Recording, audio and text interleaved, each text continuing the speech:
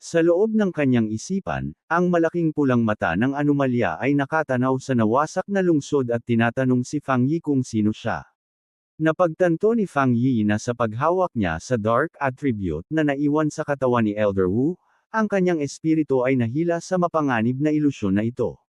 Ngunit hindi siya natinag, buong pagtitiwala niyang sumagot na hindi mahalaga ang kanyang pagkakakilanlan, dahil siya lamang ang dumating upang paksain ito. Habang ang kanyang kamay ay nagliliwanag ng asul na kidlat, napagpasyahan niya na ang anomalya na ito ay hindi kasing lakas ng inaakala niya. Bilang tugon, ang higanteng mata ay nagpakawala ng napakalaki at matulis na pulang spike sa kanya, na ikinagulat niya. Mabilis na ginamit ni Fang Yi ang kanyang Golden Sun breathing technique, ang kanyang mga mata ay nagliliwanag ng gintong kapangyarihan habang naghahanda siyang ipagtanggol ang kanyang sarili. Mabilis niyang iniwasan ang bagyo ng mga pulang spike na bumabagsak mula sa kalangitan. Pagkatapos ay nagpakawala ang anomalya ng mga galami ng kakaiba, pula at itim na kidlat. Napansin ni Fang Yi na ang kakaibang kidlat na ito ay kasing lakas ng Divine Thunder na kanyang sinipsip sa Yuwang Mountain. Ibinunyag ng anomalya ang kanyang tunay na anyo, nagiging isang malaking kulumpo ng hindi mabilang na mga nilalang na parang insekto na gawa sa purong dark attribute energy, na umiikot sa isang sentrong pulang mata. Nakilala ni Fang Yi na ang bawat isa sa mga nilalang na ito ay kasing lakas ng mga halimaw mula sa Dark Tide, at naiintindihan niya na mayroong 10-10 milyon sa kanila. Ang buong kulumpon ay bumaba sa kanya tulad ng isang nakakatakot na vortex. Bilang tugon sa malaking banta, tinawag ni Fang Yi ang kanyang nagliliyab na espada. Humarap sa napakalaking kulumpon, idineklara niya na ang kanyang tanging pagpipilian ay paksain ang mga peste na ito. Sa isang determinadong sigaw, sumugod siya pasulong at nagpakawala ng isang napakalaking, nag-aapoy na slash na bumubukas ng isang maliwanag na landas sa gitna ng kulumpon. Ang kanyang malakas na pag-atake ay matagumpay na pumutol sa gitnang mata ng nilalang sa dalawa. Sinuri niya ang banta, kinikilala ito bilang isang S-level na kolektibong anomalya. Gayunpaman, hinala niya na ang kapangyarihan nito ay lubhang hamina, marahil dahil ito ay isang ilusyon o dahil sa mga purifying effect ng Shizai flower na nagamit na kay Elder Wu. Ang dalawang hati ng kulumpon ay nahulog sa nawasak na lungsod sa ibaba, sumasabog sa pagtama. Lumapag si Fang Yi sa isang rooftop, tinitingnan ang mga labi. Hinala niya na ang kasalukuyang kapangyarihan nito ay nasa paligid ng A-level at nag-isip ng may pagkamangha na ito ang sakuna na Some Iris sa lungsod na hinarap ni Elder Wu ng mag-isa. Napagtanto ni Fang Yi na ang banta ay mas malaki pa kaysa sa naisip niya. Nagtitipon ng madilim at gumugulong na enerhiya sa kanyang kamay, nagpakawala siya ng kanyang sariling dark attribute technique, ang Limitless Dark World. Isang napakalaking vortex ng purong kadiliman ang sumabog mula sa kanya at nagsimulang sumipsip sa anomalya na parang insekto. Nagulat ang nilalang, napagtanto na ang kanyang kalaban ay hindi tao. Sa isang tiwala ng ngisi, si Fang Yi ay sumagot lamang, hulaan mo. Sumigaw siya ng utos upang buksan at ang kanyang madilim na vortex ay ganap na sumipsip sa natitirang S-level na anomalya. Habang ang huling bahagi ng kanyang enerhiya ay nawawala, isang pangwakas na babala ang umalangaw sa kawalan, babalik kami sa lalong madaling panahon. Lumulutang si Fang Yi sa loob ng isang sphere ng kanyang sariling madilim na enerhiya, iniisip na ang panghuling mensahe ay dapat na isang piraso ng kamalayan ng anomalya. Isinasaalang-alang niya ang babala na paggamit ng salitang, kami, at nagtataka kung nangangahulugan ito na ang iba pang katulad na mga sakuna ay naghihintay na lumitaw. Habang ang ilusyonaryong mundo ay umuungal at nagsisimulang gumuho sa paligid niya, nagpasya siyang mas mahusay na umalis at pag-isipan ito sa ibang pagkakataon. Ang kanyang kamalayan ay bumalik sa tunay na mundo na may isang pagkabigla. Agad siyang umabot sa katawan ni Elder Wu at nagsimulang hilahin ang nakakasirang dark attribute energy. Isang masa ng madilim na lila na enerhiya, na pumutok sa kanyang sariling asul na kidlat, ay hinayla mula sa dibdib ng Elder. Upang pigilan ang mapanganib na sangkap, ginamit ni Fang Yi ang kanyang Nine Dragons Skyfire Silang Art, na ikinulong ang enerhiya sa loob ng isang sphere ng pula, nag-aapoy na mga kadena. Hawak ang selyadong orb, ipinaliwanag niya sa isang nagulat na si Jiaolong na ito ang Dark Attribute Remnant na naiwan sa katawan ni Elder Wu. Napagpasyahan niya na ito na ang huling piraso ng anomalya na Some Iris sa lungsod. Ipinaliwanag niya na habang ang selyadong orb ng madilim na enerhiya ay malakas pa rin, ang impluwensya nito ay lubhang nabawasan salamat sa Shizai Flower at sa sariling selyo ni Elder Wu. Pinuri niya ang Elder, na binabanggit na siya talaga ang numero unong pioneer ng bansa para sa paggamit ng kanyang sariling katawan upang pigilan ang madilim na kapangyarihan. Alam niya na ang sinumang iba ay mamamatay ng maraming beses. Habang tinitingnan ni Jiaolong ang kanyang guro, nakita niya na ang mga pulang ugat sa kanyang mukha ay kumupas na at ang kanyang paghinga ay tila mas mapayapa. Sinabi niya kay Fang Yi na tunay niyang nailigtas ang buhay ng Elder. Gayunpaman, mapagpakumbabang sinabi ni Fang Yi na hindi lahat ng kanyang sariling kakayahan. Ipinaliwanag niya na kung wala ang Shizai Flower na nagpapahina sa korupsyon, hindi niya sana nagawang alisin ang matigas na Dark Attribute. Sumang-ayon si Jiaolong, na sinasabi na habang nailigtas ng bulaklak ang buhay ng Elder, ang kapangyarihan ni Fang Yi ay nagbigay na ngayon sa kanya ng pagkakataon para sa isang ganap na paggaling. Sa isang huling pag-akyat ng kapangyarihan, ikinuyom ni Fang Yi ang kanyang kamao at ganap na dinurog ang selyadong orb ng madilim na enerhiya, na ginawang alikabok. Ipinahayag niya na ang remnant ay ganap na walang silbi ngayon. Pagkatapos ay sinabi niya kay Jiaolong na mayroon siyang isang bagay pa na sasabihin sa kanya.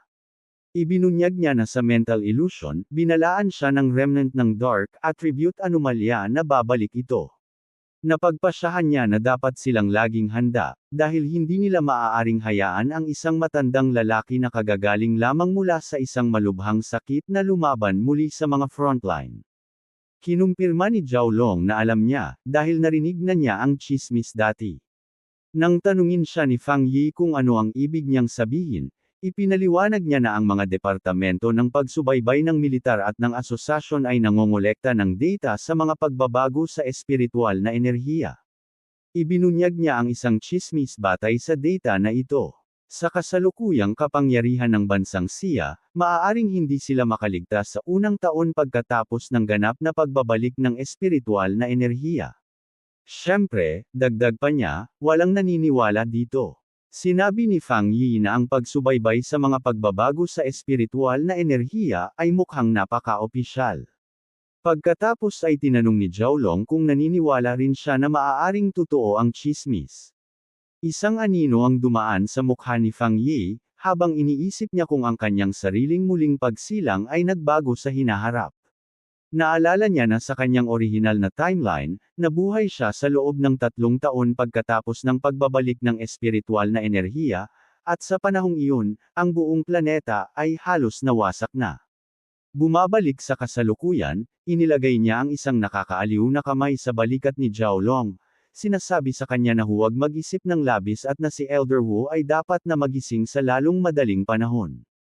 Tiningnan niya siya ng may ekspresyon at gumawa ng isang time na pangako. Kung babalik ang sakuna, tatayo siya kasama nila at lalaban. Alam niya na ang panghuling laban sa malaking sakuna ay darating, maaga o huli. Ipinahayag niya ng may matinding determinasyon na sa pagkakataong ito, babaguhin niya ang lahat. Nang gabing iyon, si Fang Yi ay bumalik sa kanyang apartment. Nakaupo siyang nagmumuni-muni sa kanyang sopa, napapalibutan ng gumugulong na enerhiya ng kanyang bagong Dark Attribute. Iniisip niya ang kanyang mga kamakailang laban, nararamdaman na pagkatapos ng kanyang 2 laban sa mga S-level na anomalya, malapit na siyang sumulong sa 2-star Spirit Creation Realm. Gayunpaman, alam niya na ang ganap na pagbabalik ng espiritual na enerhiya ay mabilis na dumarating, at kahit na sa kanyang bagong Dark Attribute, ang kanyang kasalukuyang lakas ay hindi sapat. Iniisip niya ang nakakatakot na kapangyarihan ng anomalya na hinarap niya sa mental illusion, na pagtanto na kahit na hamina ito, ang tunay na kapangyarihan nito ay napakalaki. Ang kanyang mga iniisip ay nag-ambala nang mapansin niya ang nakatanim na halaman na iniwan niya sa kanyang mesa. Ang masunurang maliit na puting bulaklak. Kinausap niya ang nagliliwanag na bulaklak, sinasabi dito na hindi madaling dalhin, at inaamin na pagkakamali niya na hindi ito dinala sa kanyang huling misyon. Nakangiti, kinuha niya ang halaman, na tila sumisigla, at sinabi dito na ikinalulungkot niyang hindi ito binigyan ng pagkakataong mag-level up. Pagkatapos ay nagpasya siyang ilabas ito para maglakad. Pumunta si Fang Yi sa likod ng bundok, ang kanyang pribadong lugar ng pagsasanay. Habang naglalakad siya sa kahabaan ng daan na naiilawan ng buwan, napansin niya kung gaano kahusay ang departamento ng pananaliksik sa halaman ng asosasyon. Obserbahan niya na sa maikling panahon mula nang huling nasira ang lugar, ang kagubatan ay nagsimula ng gumaling, isang tanda ng pinabuting pagpapagaling ng kalikasan sa bagong panahon na ito. Nakahanap siya ng isang magandang lugar sa kakahuyan, at lumuhod, kinukuha ang bulaklak mula sa palayok nito upang itanim ito sa mayabong na lupa. Nagtatala siya sa isipan na pasalamatan si Su Qingying at ang kanyang koponan sa pagkuha ng lugar na ito para sa kanya. Habang naghahanda siyang itanim ito, hawak niya ang bulaklak at marahang binabalaan ang kanyang bagong kasama na maghinay-hinay at sumipsip lamang ng kaunti sa isang pagkakataon, na nagpapaalala dito na kung ito ay magiging masyadong sakam, kahit na ang lahat ng kagubatan sa planeta ay hindi sapat upang pakainin ito. Kapag nasa lupa na, ang masunurang maliit na puting bulaklak ay agad na nagugat. Isang napakalaking vortex ng berde, nakakapinsalang enerhiya ang sumabog mula sa halaman, mabilis na kumakalat sa kagubatan at sinisipsip ang buhay ng lahat ng kalapit na puno. Pagkatapos ng ilang sandali, nakatayo si Fang Yi na nakapamaywang sa ngayon ay patay at walang laman na bahagi ng kakahuyan, nagpapasya na ang bulaklak ay sumipsip ng sapat sa ngayon. Sa isang nasyahang ngiti, marahan niyang hinihila ang maliwanag na nagliliwanag na bulaklak mula sa lupa. Mga ugat at lahat, at sinasabi sa kanyang kasama na oras na para sa kanila na maghanap ng isang bagong lugar upang pakainin. Hawak niya ang halaman, na tila umuusbong na may bagong enerhiya, at nagtataka kung saan ito maaaring ranggo sa lahat ng mga nag-evolve na espirito na uri ng halaman. Napagpasyahan niya na sa kanyang malakas na desolation attribute, dapat itong maging isang A-level na banta. Habang naglalakad siya sa kahabaan ng isang madilim na tagaytay, napansin niya ang malalim na katahimikan ng kagubatan, at napagtanto na ang lahat ng mga hayop na dating naninirahan doon ay dapat na tumakas sa takot mula sa kapangyarihan ng bulaklak. Ang kanyang mga iniisip ay biglang nag-ambala ng isang malakas, mabangis na hiyaw na umalangaw-ngaw sa buong gabi. Tumigas ang ekspresyon ni Fang Yi nang makilala niya ang tunog bilang hiyaw ng isang lobo. Sa isang kalapit na bangin, laban sa isang pulang dugong buwan, isang pakete ng mga napakalaking lobo na may nagliliwanag na pulang mata ang nagtitipon, ang kanilang mga anyo ay nagbabago at lumalaki.